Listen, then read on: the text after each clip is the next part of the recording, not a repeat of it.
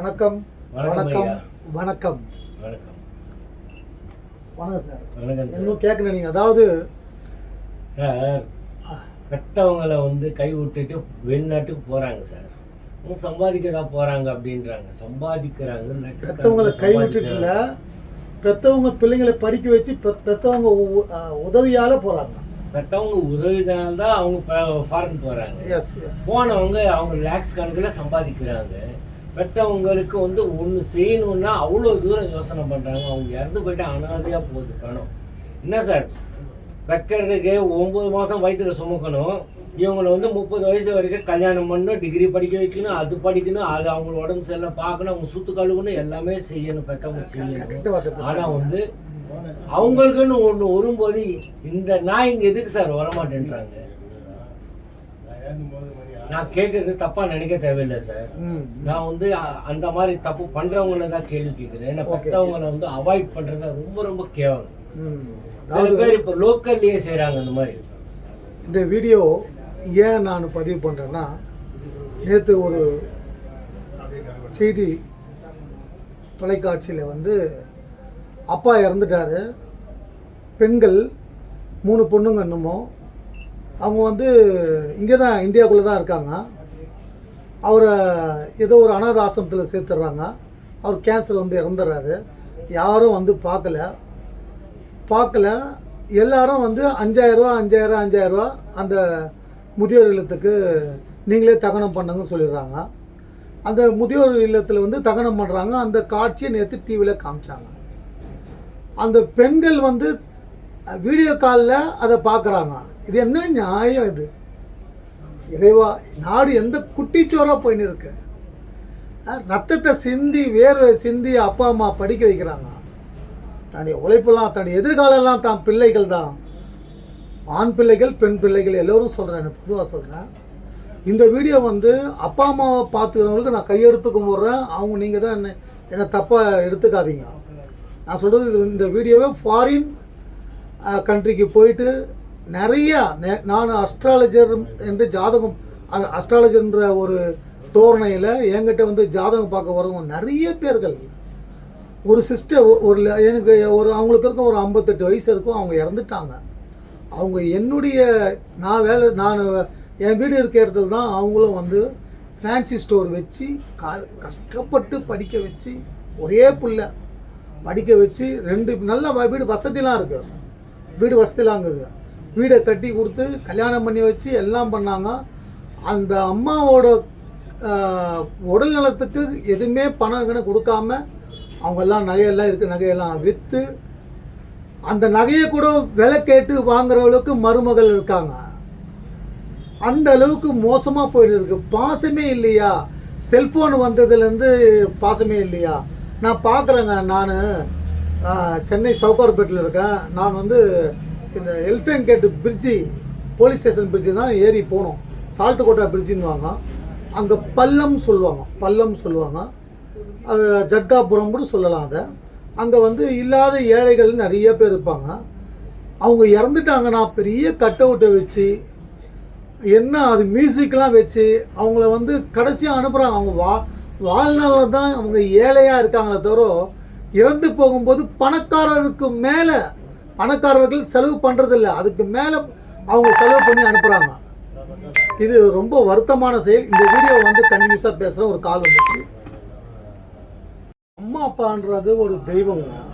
நம்மளை அவங்க வயிற்றில் மட்டும் 9 மாதம் 10 மாதம் சுமக்கலை, வாழ்நாள் பூரா நம்மளை நம்மளை சுமந்து நம்மளுடைய தேவைகள்லாம் பூர்த்தி செய்கிறாங்க. அப்படிப்பட்டவங்களை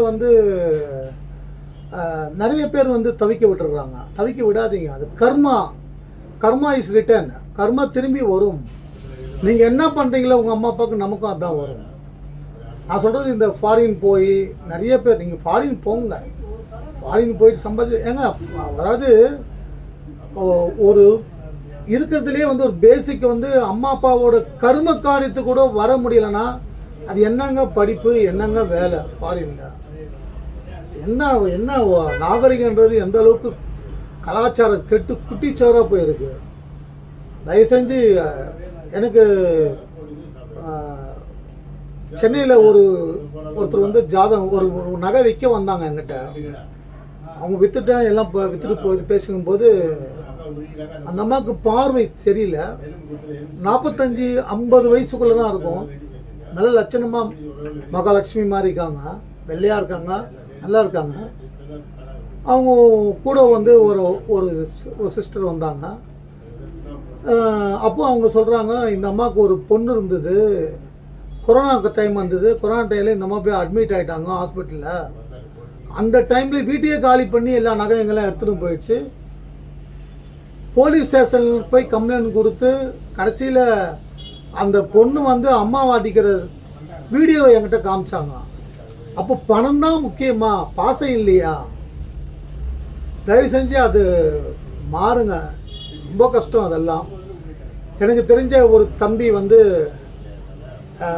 என்னுடைய உறவினர் அவர், அவங்க அம்மாவுக்கு இந்த கொரோனா டைம் முன்னாடி முதுகெலும்பில் அடிபட்டு நகர முடியல, கண்ணு தெரியாமல் போயிடுச்சு அவங்களுக்கும். இப்போது ஆப்ரேஷன் பண்ணி கண் தெரியுது அவங்களுக்கு, ஆனால் நகர முடியல.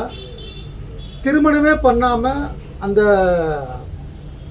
அம்மாவுக்கு அந்த அம்மா பெட்டில் படுத்துட்டு இருப்பாங்க, மோஷன் யூரின் எல்லாமே பெட்டில் தான். இன்றைக்கி 46 வயசு ஒன்றும் ஆகுது அந்த தம்பி வந்து ஒரு வங்கியில் பணிபுரியார். கல்யாணமே பண்ணாமல் வாழ்க்கையே தியாகம் பண்ணியிருக்காரு. அப்படிப்பட்ட காலத்தில் இப்படியும் ஒரு நபர்லாம் இருக்காங்க. அதாவது வந்து ரொம்ப நீங்கள் வந்து செய்யணும்னு சொல்லலை, ஒரு பேசிக்காக ஒரு அப்பப்போ நிறைய பேர்கள் வந்து நீங்கள் டிவியோட பார்க்கலாம், நிறைய பேர் அந்த இதை பற்றிலாம் ஒரு வீடியோலாம் எடுத்து நிறைய போட்டிருக்காங்க.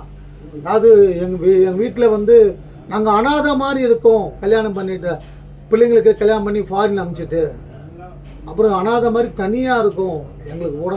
அதுலேயும் சில பேர் அம்மா இறந்துட்டா அப்பா தனியாக இருப்பார், இல்லை அப்பா இறந்துட்டா அம்மா தனியாக இருப்பாங்க. அப்பயும் அந்த ஃபாரின்லேருந்து யாரும் வரதில்லை, இல்லை இவங்களையா கூட்டுமே அங்கே வச்சுக்கலாம், அதுவும் கிடையாது. இது எல்லார் வீட்லேயும் இருக்குது. நிறைய பேருக்கு பணம் இருந்து மனசு வரல. நம்முடைய பண்பாடு வந்து அப்பா அம்மா அண்ணன் தம்பி அக்கா தங்கச்சி இப்படி ஊறி பாசத்தோடு வாழ்ந்த இந்த தமிழ்நாடு வந்து ரொம்ப இப்போது இந்த படிப்பு பணத்தை வச்சு என்னங்க செய்ய முடியும்? வீடியோ காலில் பார்த்தா அந்த ஈமச்சடங்கு நடத்தினா எல்லாம் முடிஞ்சிருமா? என்ன அநியாயமாக இருக்குது. இன்னொரு வீட்டில் வந்து ஒரு அம்மா போய் தங்கியிருக்காங்க. அவங்களுக்கு நிறைய பசங்க, அவங்களுக்கு பிடிச்சது தங்கியிருக்காங்க. அந்த அம்மாவை எங்கே இட்டுன்னு போகிறோன்னு தெரியாமல் இட்டுன்னு வந்து இன்னொரு பொண்ணு வீட்டில் விட்டுட்டு அப்படியே அனாதையாக விட்டுட்டு போயிட்டாங்க.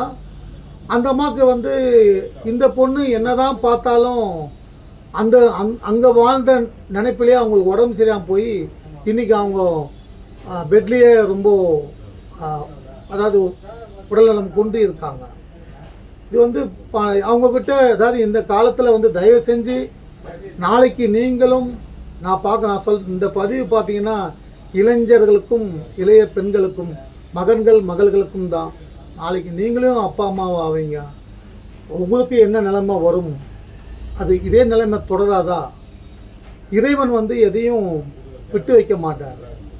அப்போல்லாம் அந்த காலத்துலாம் வந்து செய்கிற பாவத்துக்கு தண்டனை எப்போ கிடைக்கும் தெரியாது. இப்போல்லாம் தண்டனை உடனடியாக இன்ஸ்டண்ட்டு அதில் கிடைச்சிருது, புரியுதுங்களா? அதனால் வந்து தயவு செஞ்சு அப்பா அம்மாவை பார்த்துங்க. அவங்க எவ்வளவோ கடன் வாங்கி தான் படிக்க வச்சு உங்களை அனுப்புகிறாங்க. நீங்கள் போயிட்டு மாதம் ஏதோ ஒரு பணத்தை வந்து தூக்கி போட்டு அவங்கள பார்க்காம அவங்க என்ன ஏது அப்படின்னா, இங்கே நீங்கள் வந்து ஃபாரின் போயிட்டு அங்கே செட்டில் ஆகுங்க, நல்லா சம்பாதிங்க, நல்லா இருங்க. அதே மாதிரி அம்மாவையும் அப்பாவையும் கூட்டின்னு போயிடுங்க. இது பாருங்கள், நான் நேற்று நியூஸில் பார்த்தேன்னு எனக்கு அப்படியே சாமி என்ன இது இவ்வளோ காலம் மோசமாகி போச்சு. வீடியோவில் அந்த பொண்ணுங்க பார்க்குறது பாலிமர் நியூஸில் காட்டுறாங்க. நீங்கள் நேற்று நியூஸில் பார்த்தீங்கன்னா தெரியும். அதை அந்த முதியோர் இல்லம் வந்து அந்த காட்சியை உலகத்துக்கு வெளிச்சம் போட்டு காட்டணும்னு சொல்லி அந்த டிவிக்கு தொலைக்காட்சியில் கொடுத்துருக்காங்க. தயவு செஞ்சு அது வேண்டாம். தாய் தந்தையர் அதாவது நிஜ கடவுள், நடமாடும் நிஜ தெய்வம். ரொம்ப ஹரிச்சந்திர மாதிரி நான் பேசலாம் நினச்சிக்க வேண்டாம். பேசிக்கு பாசம், அன்பு, பணம் வேணும், பணம் வாழ்க்கைக்கு முக்கியம்தான். ஆனால் பாசம் அன்பு வேணும்.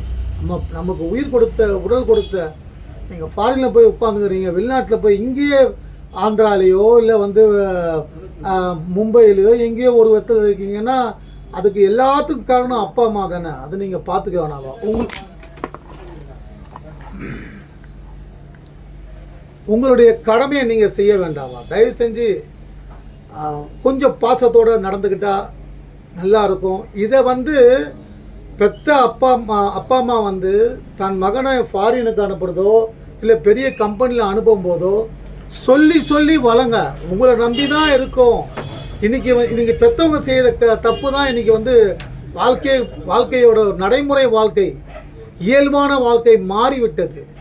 செயற்கை, அதாவது இமிட்டேஷன் வாழ்க்கை வாழ்ந்துக்கிறாங்க. சிந்தட்டிக் லைஃப், நேச்சுரல் லைஃப் இல்லை. இப்போ சிந்தட்டிக் லைஃப்பில் போயின்னு இருக்குது. அதனால் தயவு செஞ்சு அப்பா அம்மாவை பார்த்துங்க. அது கோடி புண்ணியம். தெய்வத்திற்கு செய்கின்ற பணிதான் தாய் தந்தையரை பார்த்துக்கிறது.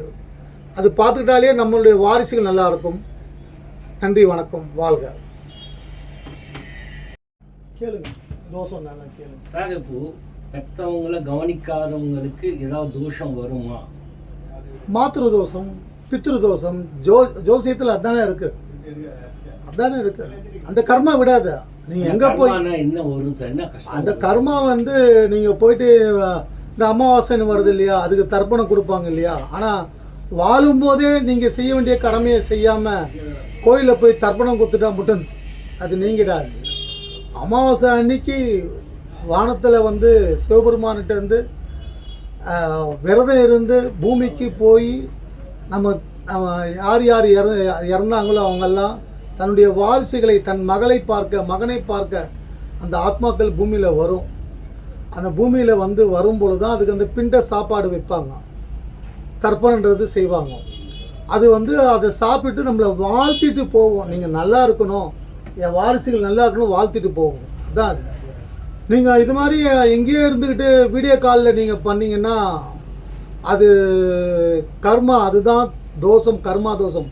நாளைக்கு நிறைய பார்த்தீங்கன்னா தன் பிள்ளைகளால் சில பேர்களுக்கு வந்து நிறைய பாதிப்புகள் அடைஞ்சிருப்பாங்க. சில பேர்கள் மாற்றுத்திறனாளியாக பிறந்திருப்பாங்க. அதெல்லாம் இந்த காரணம்தான். பித்ரு தோஷம், மாற்று தோஷம், அதுதான். இது நிறைய பேசிகிட்டே போகலாம். அதனால் அவங்கவுங்க அப்பா அம்மாவை அவங்கவுங்க கவனிக்கிறது அவங்கவுங்களுடைய கடமை. அந்த கடமையை நீங்கள் நம்ம நிறைவேற்றலைன்னா அங்கே தான் கர்மா நம்மளை பிடிக்கும். பணம் வரா மாதிரி இருக்கும், போகிற மாதிரி இருக்கும். பணம் வந்து எத்தனையோ மிகப்பெரிய கோடியில் பிறந்தவங்கெல்லாம் வந்து தலைகளாக மாறி இருக்கு.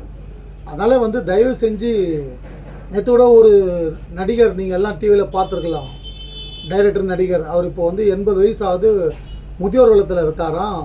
போயஸ் கார்டன் எக்ஸிஎம் மாண்புமிகு அம்மா அவரோட வீட்டு பக்கத்து வீடு அவர் வீடா. இன்றைக்கி அநாத ஆசிரமத்தில் இருக்காப்புல, அவர் பையன் ஃபாரினில் இருக்காங்க. இதுதான் இன்றைய கலாச்சாரம். பாசம் இறந்து விட்டது. பாசம் இறந்துட்டால் தோஷம் வந்து விடும். தயவு செஞ்சு அப்பா அம்மாவை பார்த்துங்க, முடிஞ்ச வரைக்கும் பார்த்துங்க. நல்லது. வணக்கம், வாழ்க.